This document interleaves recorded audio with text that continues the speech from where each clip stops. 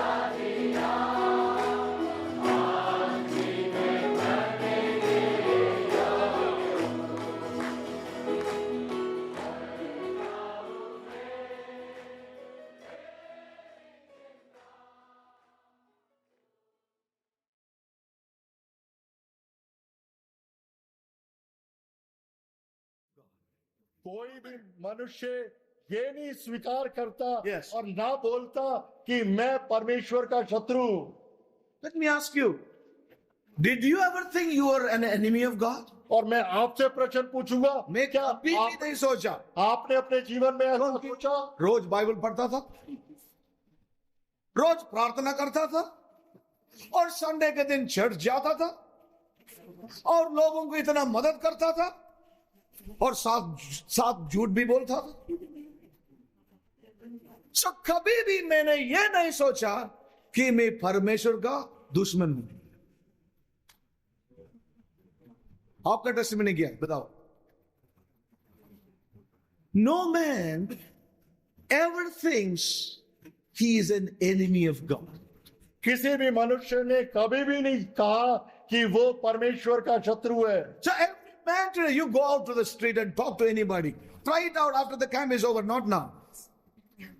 You just go to talk anybody and talk to him about God. He just, I love God, I go there, I go here. Nobody, even the guy who is doing the most hideous thing, he says, I love my God. To do every crime, he has a God in his pocket. Nobody ever thinks he is an enemy of God. But the Bible says every man in this earth is an enemy of God. That was our relationship. Hallelujah. That was our relationship. But when we turn to Christ, we are no more the enemies of God. अच्छा, मैं हिंदी में बोला, ठीक है. So the scripture makes it very clear और वचन that स्पष्ट करता है when we were yet enemies, Christ loved us and died for us. और जब हम परमेश्वर के शत्रु थे, उस अवस्था में परमेश्वर ने हमसे प्रेम करा और हमारे लिए उसने अपनी जान दी। Yes. As I said, no one agrees that their relationships or their relationship is so like an enemy. कोई भी इस संसार में व्यक्ति इस बात से सहमत नहीं होता, ना कबूल करता कि वो परमेश्वर का शत्रु है। You know what Jesus said? मसीह क्या कहता है? Jesus said, He said, love your enemies. Yes or no? अपने शत्रुओं से प्रेम बोला नहीं बोला? Love your enemies. अपने शत्रुओं से प्रेम करो। He loved us उसने हमसे भी प्रेम करा when we were yet enemies. और हम यद्यपि हम उसके शत्रु थे। You know, and that's why Jesus says, इसलिए मसीह यीशु ने see कहा, how much I loved you when you were enemies. और जब तुम शत्रु थे उस समय मैंने तुमसे कितना प्रेम करा। Love your enemies. शत्रुओं से प्रेम करो। When we were yet sinners, और जब हम पापी ही थे, his enemies, उसके शत्रु थे, God loved us so much. उस समय में परमेश्वर ने हमसे प्रेम करा। What he did then? और उसने क्या We करा? were yet enemies, और हम शत्रु थे उस समय, but he loved us लेकिन उसने प्रेम करा and he gave his only son और उसने अपने इकलौते पुत्र को दिया to reconcile us unto himself. और हमारे साथ अपने साथ मेल मिलाप करने के लिए। You know, people get puzzled when they read the scripture. और लोग परेशान हो जाते हैं जो वो ये वचन पढ़ते हैं। How it takes the death of one man और कैसे एक मनुष्य की मृत्यु से ये होता to है reconcile humanity back to God. और वो पूरी मानवता को परमेश्वर के साथ मेल मिलाप कर You लेते know, हैं। the most educated man finds it difficult to accept. और इस संसार का सबसे अधिक ज्ञानी और बुद्धिमान व्यक्ति को The मुश्किल होती है समझना। salvation of God is so simple. परमेश्वर का उद्धार बहुत ही सरल है, Because the complicated man cannot understand the simple things. He has to complicate it. क्योंकि जटिल मनुष्य ज्ञान से भरा हुआ उसको समझ नहीं पाता। He says, how can it be? वो कहता है कैसे होगा ये, Just believing और विश्वास that करा somebody died for me. कि कोई मेरे लिए मरा। Can this bring about a change? क्या ये मेरे अंदर Can परिवर्तन this लाएगा? bring about salvation in my life? क्या ये मेरे जीवन में उद्धार लाएगा? I want to tell you one thing. मैं आपको एक चीज कहूंगा, God's salvation is so simple. परमेश्वर का उद्धार बहुत ही सरल है। His forgiveness is so simple. और उसकी क्षमा बहुत ही आसान है, His offer of eternal life is so simple. और सनातन काल के जीवन के जो उसने दिया है भेंट, वो बहुत And सरल है, man is not able to accept. लेकिन मनुष्य उसे समझ नहीं पाता, He sees that law all around them. और वो सारी चीजों को, नियम को चारों तरफ देखता है, He sees that. वो उसे देखता है, But he's not able to accept that into his own life. लेकिन उसको वो अपने जीवन में स्वीकार नहीं कर पाता, It's the tragedy, saints of God. और ये बहुत बड़ी त्रासदी है। He sees that all around. वो चारों तरफ देखता तो The है, death of one man और एक व्यक्ति की मृत्यु, is now affecting the life of others. और अब उसका प्रभाव दूसरों के जीवन में हो रहा है, And what is that principle? और उसका पीछे क्या सिद्धांत है, Principle is the law or principle of reproduction. और वो उत्पन्न करने का सिद्धांत है, No man is familiar with that principle. और कोई भी व्यक्ति उस सिद्धांत से परिचित नहीं है। The most uneducated man does that, and he gets a lot of yield when the harvest comes. और बहुत ही अनपढ़ व्यक्ति इस प्रकार से करता है, जब वो फसल को बीज बोता है और बहुत सारी फसल उत्पन्न It होती है, takes the death of one seed और एक बीज की मृत्यु होती है, to produce itself in a great harvest. और एक बड़ी फसल उससे होती है। Amen. Man knows this principle. और मनुष्य प्राकृतिक रूप से When इसे God जानता brought है, this principle into salvation, man doesn't want to accept that. लेकिन इस सिद्धांत को अगर उद्धार में लागू किया जाए, उसको वो नहीं समझता। Amen. Do you understand what I'm saying? क्या आप समझ रहे हैं? Do you understand what God's word is saying? क्या आप समझ रहे हैं परमेश्वर का वचन क्या कहता It है? is so plain and simple. ये बहुत ही साधारण और सरल है। You know, one seed is sown, एक बीज को बोया गया, and that seed dies in the earth, और वो बीज पृथ्वी पे मरता है, and it produces itself a great harvest. और वो उसके बाद बड़ी फसल लेके आता है। Jesus was that seed of life. और प्रथम वो मसीह वो बीज बना जो मरा। Remember, याद रखें, that seed had not fallen into sin, और वो बीज पाप में नहीं पड़ा, as Adam had fallen into sin. जैसे आदम पाप में गिर गया था। And you know one thing? और जानते हो क्या हुआ एक चीज, ध्यान से सुने,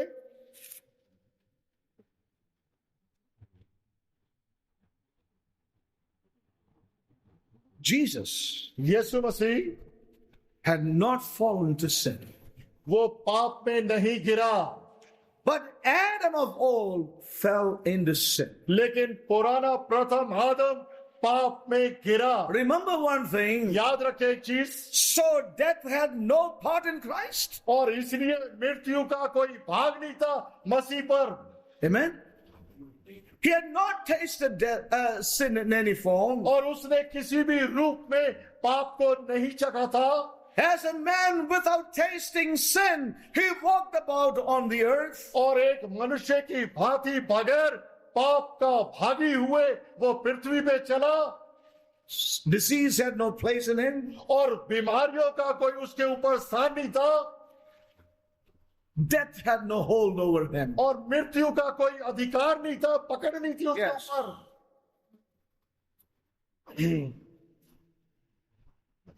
Death had no hold over him because he had not fallen into sin. क्योंकि Fallen to sin.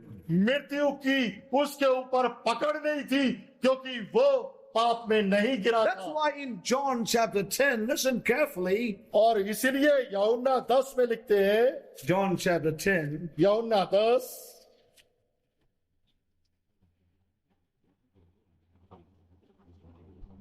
verse 18, 18वां वचन, verse 17 and 18, we can read. Therefore doth my Father love me, because I lay down my life, that I may take it again. Hallelujah.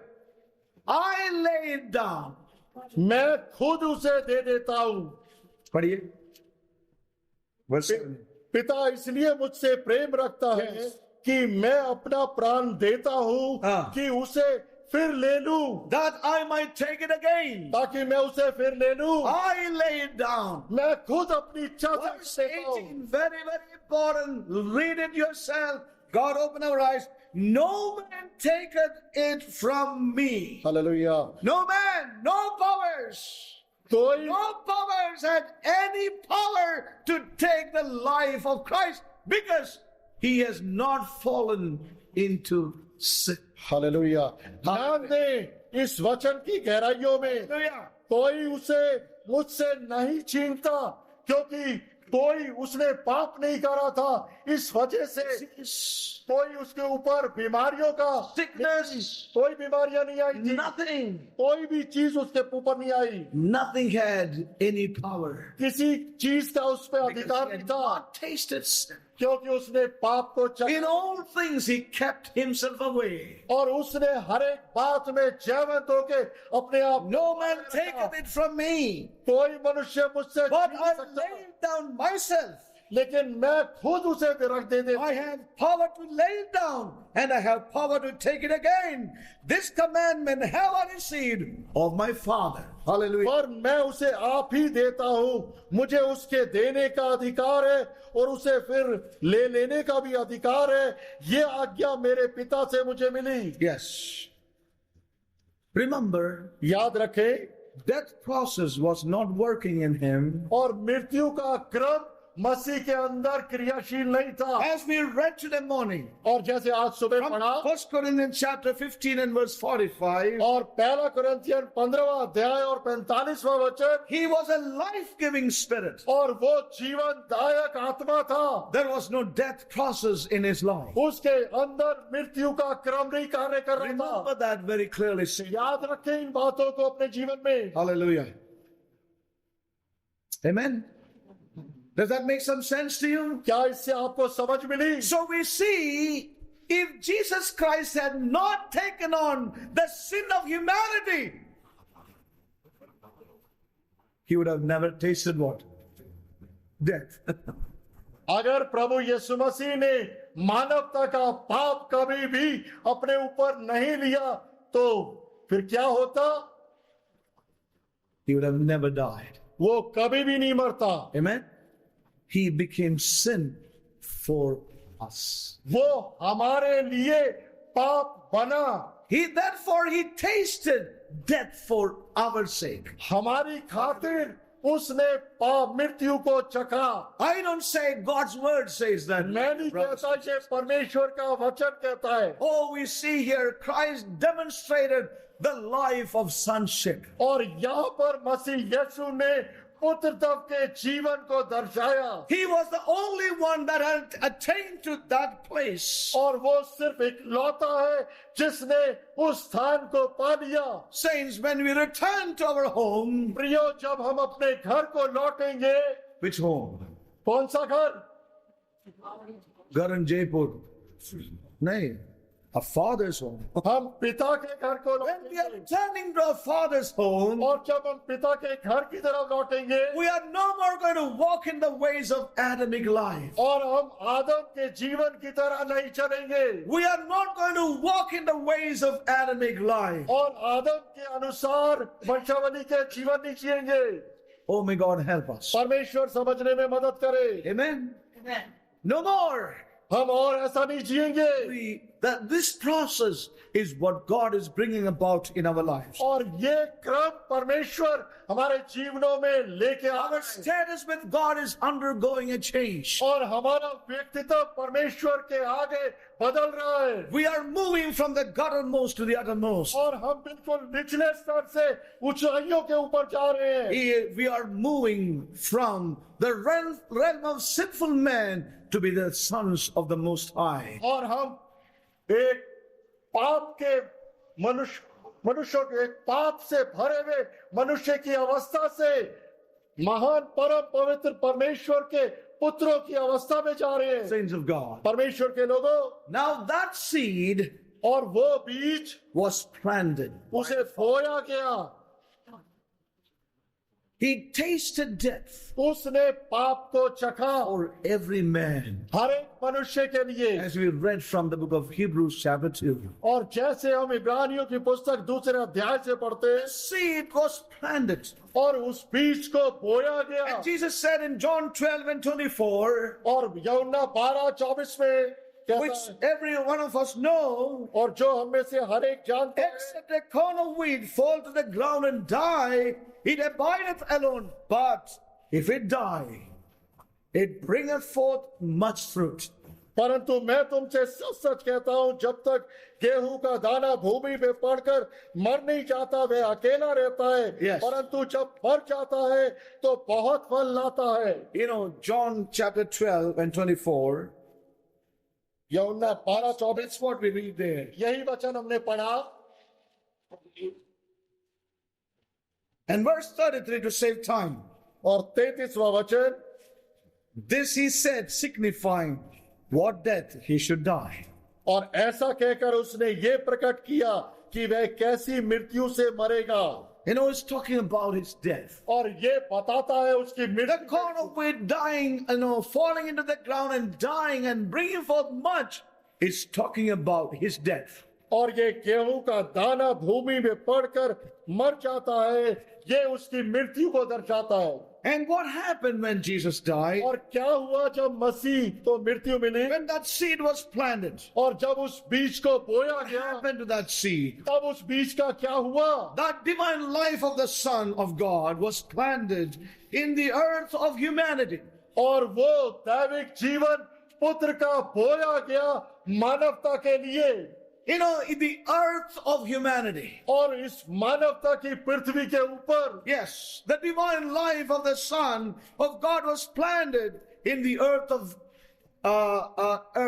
humanity. और वो दैविक जीवन पुत्र का मानवता रूपी पृथ्वी के ऊपर बोया गया। So that इसलिए all those who receive him जो कोई उसे प्राप्त करेंगे are given the power of becoming, or the privilege of becoming, the sons of God. उनको वो शक्ति दी गई, सामर्थ्य दी गई उसका पुत्र बनने के लिए। Even to those who have faith to take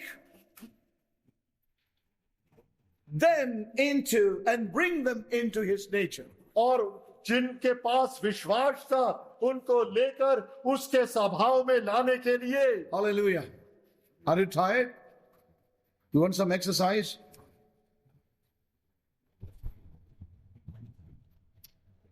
Time is running very fast. I didn't realize.